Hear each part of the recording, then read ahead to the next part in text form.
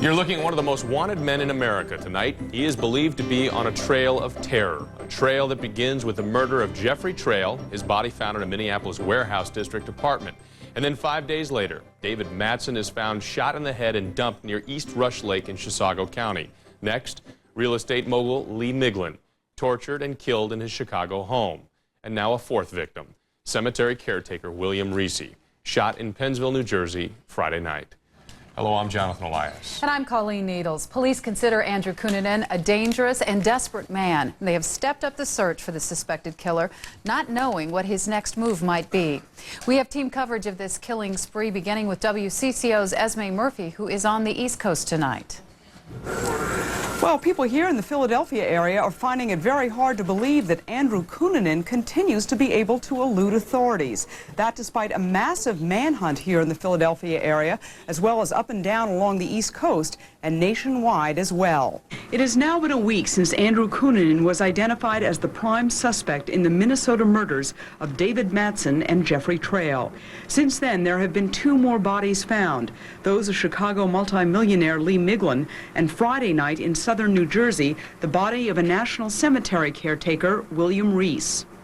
Our officer went inside and searched the residence, eventually unlocking a door and going down into the basement, at which time he discovered the victim's body. Also at the murder scene, the abandoned car of the 3rd murder victim, Lee Miglin. Missing was the latest victim's red pickup truck with New Jersey license plates.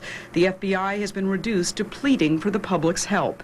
I will put in a plug for the public to please contact us with any information that you think would be valuable for us. The result has been hundreds of false sightings of Cunanan and Reese's truck. Authorities believe the Reese murder marks a chilling shift in the killer's tactics.